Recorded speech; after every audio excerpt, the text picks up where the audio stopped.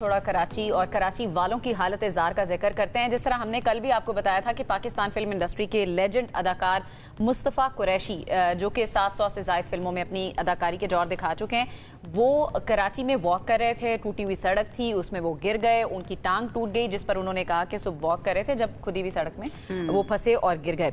बहरहाल जी, इस बात को करने का मकसद ये है कि कराची की जो सड़कें हैं, जो इंफ्रास्ट्रक्चर है, उसके बारे में थोड़ी सी बात की जाए कि दावे और वादे तो बहुत ज़्यादा किए जाते हैं कि काम हो रहा है, रिपेयर किया जा रहा है सड़कों को, नई सड़कें बनाई जा रही, लेकिन क्या एक्चुअल में ऐसा है?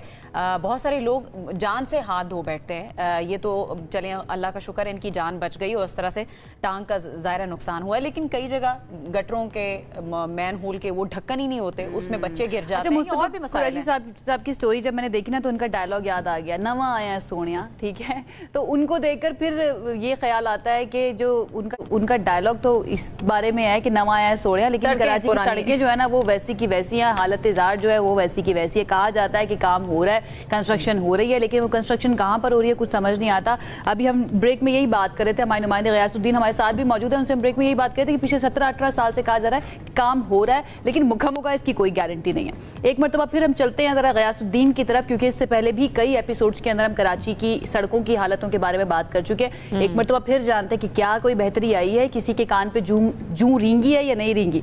गयास, कहाँ पर आप इस वक्त है, क्या हालत है इस वक्त सड़कों की, और कोई एक सड़क भी ऐसी है जो अभी तक मुकम्मल हुई हो, जहां पर कंस्ट्रक्शन मुकम्मल हो गई हो? नहीं जी, ऐसी कोई खुशखबरी कराची वालों को नहीं मिली है कि नई सड़क का इफ्तिताह कर दिया गया हो, उसकी सरकारी या उसका कारपेटिंग वर्क मुकम्मल कर लिया गया हो, लेकिन काम ज़रूर हो रहा है। और जिस तरह से दावा किया जा रहा है कि जल्द कराची वाले नई सड़कें देखने को मिलेंगी कराची वालों को, तो जल्द तो नहीं, अलबत्ता काम सुस्त रवि का शिकार है।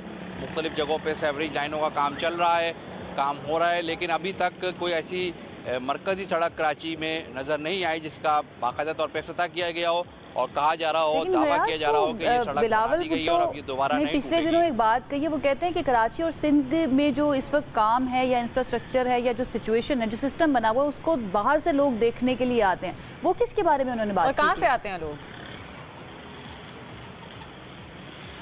बिलावल भुट्टो की क्या ही बात है जनाब, वो तो इस तरह के स्टेटमेंट्स देते रहते हैं। वो भी बाहर से कराची को देखने आए थे और बहरहाल लोग भी आते हैं देखने के लिए। ज़ाहिर है हम भी देख रहे हैं, मुस्तकिल देख रहे हैं कि कराची का जो हाल हो गया है, जो हुलिया बिगड़ चुका है। सिंध की तो बात बहुत दूर की है, कराची जो मुल्क का माशी हब है, वो कराची जो मुल्क को 70% रेवेन्यू देता है टैक्स कलेक्शन की मद में, सिर्फ कराची का एक इलाका लियाकताबाद की मार्केट 98 करोड़ रुपए का हाईएस्ट टैक्स नेट में रजिस्टर्ड है, जो लाहौर और फैसलाबाद और दीगर शहरों से ज्यादा टैक्स कलेक्शन होती है। इसके अलावा क्लियरिंग का काम होता है, इतना टैक्स भी कलेक्ट होता है, हुकूमतें वहाँ पर कमाती भी हैं, लोकल गवर्नमेंट्स।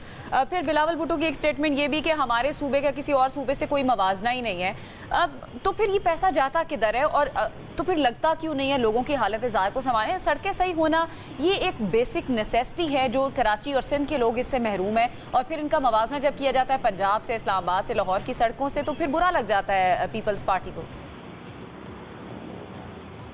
बिल्कुल ऐसा ही है, ये बात भी हकीकत है कि पीपल्स पार्टी पर कड़ी तनकीद की जाती है और वो बड़ा जो है इसका बर्दाश्त का मुजाहरा करते हैं इस हवाले से। लेकिन तनकीद बराए इस्लाह हो और उस इस्लाह के बाद उसका हल निकल जाए तो बड़ा बेहतर होगा। लेकिन हम देख रहे हैं कि तनकीद बराए तनकीद होती है, डिपार्टमेंट टू डिपार्टमेंट एक दूसरे पर जिम्मेदारी शिफ्ट की जाती है। टैक्सेस की जहाँ तक आपने बात की, तो जमात इस्लामी के जो अमीर पाकिस्तान है, वो उनका ये दावा है कि 3000 अरब से जायद का जो पैसा है टैक्स कलेक्शन की मद में जमा हुआ था, वो कराची पर सर्व नहीं हो रहा।